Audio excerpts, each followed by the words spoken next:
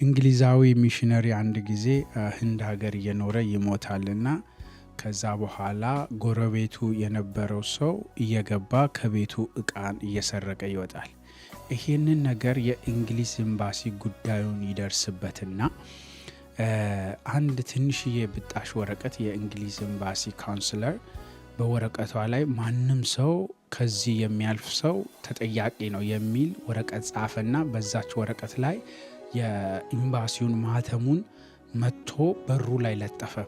ከዛን ጊዜ በኋላ ከዚያቺ ወረቀት እዛች በር ላይ ከተለጠፈች ጊዜ ጀምሮ ማንም ሰው ወደዛ ቤት ገብቶ አንድም ዕቃ ሊሰርቅ አልቻለም። ማለት ትንሽዬ ወረቀት ናት እዛች በር ላይ የተለጠፈችው። ትንሽዬ ወረቀትን ብቻ ሳይሆን በወረቀቱ ላይ ደግሞ ማተም አለበት። ማተም ማለት የእንግሊዝ ኤምባሲ ማተም ነው ያለው እዛች ወረቀት ላይ።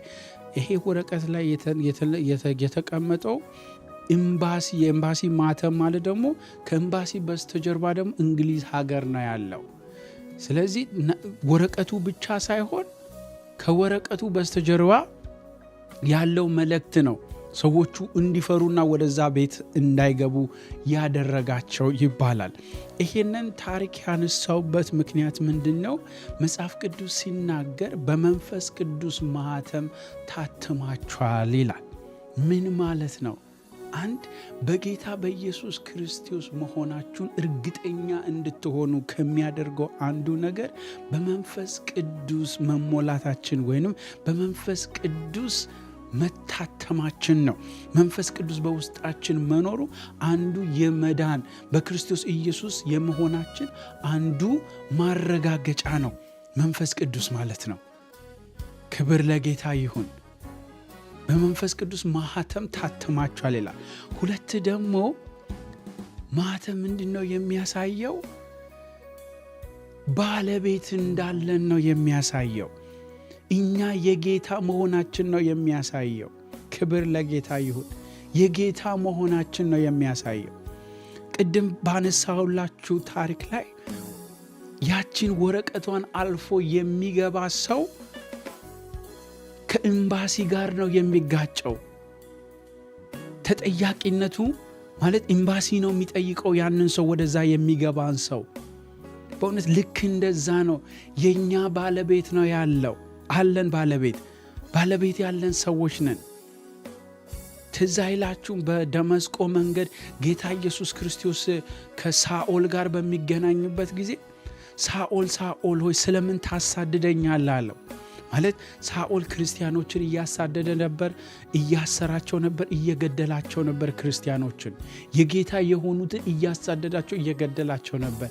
ጌታ ኢየሱስ ክርስቶስ ተገልጦ አማኞችን ለምንድን ነው የምታሳድደው አላለው።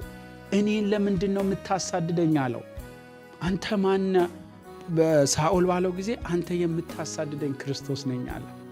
አያችሁ፣ የጌታ የሆኑትን የሚነካ ጌታን ራሱ ነው የሚነካው ማለት ነው።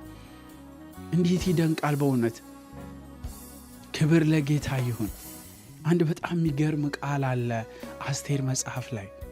ሃማ መርደኪዮስን አይቶ መርደኪዮስ እንዳልሰገደለት ስላየ በጣም ተበሳጭተው ወደ ቤቱ ሄዶ ለሚስቱ ነገረ። ሚስቱ ዘሩ ምንድነው አለች። አይሁዳዊ ነው ብሎ ሲነግራት አይሁዳዊ ከሆነ በፊት ይህ አይሁዳዊ መስገድ በጀመረለት በእውነት ትጠፋለህ አለች። ሰውየው እኮ ምንም ስልጣን የለውም፣ ምንም የለውም። ጀስት በንጉሥ በር ላይ የተቀመጠ ሰው ነው።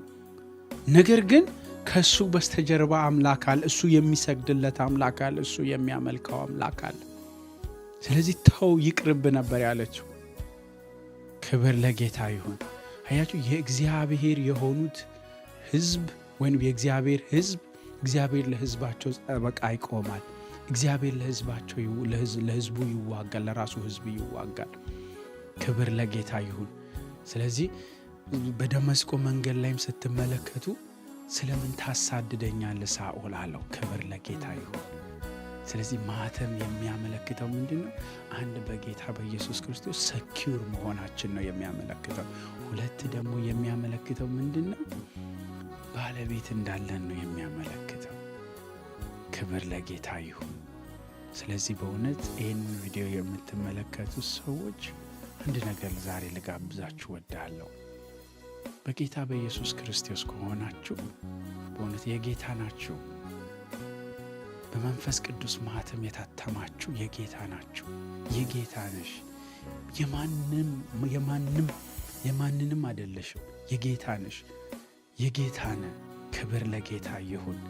በጌታ ካልሆንክ ደግሞ በእውነት እጋብዛለሁ። ጴጥሮስ እንዳለው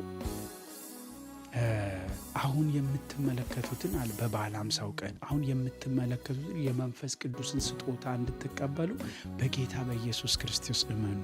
እኛ የተቀበልነው የመንፈስ ቅዱስን ስጦታ ትቀበላላችሁ እያለ ነበር። ክብር ለጌታ ይሁን። ስለዚህ በእውነት ደቂቃ እንዳያልፍ፣ ሰከንድ እንዳያልፍ ኢየሱስ ክርስቶስን እንደ ግል አዳኝ አድርገን እንድትቀበል ጋብዛለሁ። ወደዚህ ቤተሰብ እንድትቀላቀል ጋብዛለሁ። ወደ ክርስቶስ አካል በእውነት ወደ መሆን ወደ መሰራት እንድትቀላቀል በጌታ ፍቅር አሳስባለሁ። ተባረኩ። በሌላ ቪዲዮ ተመልሰን እንገናኛለን።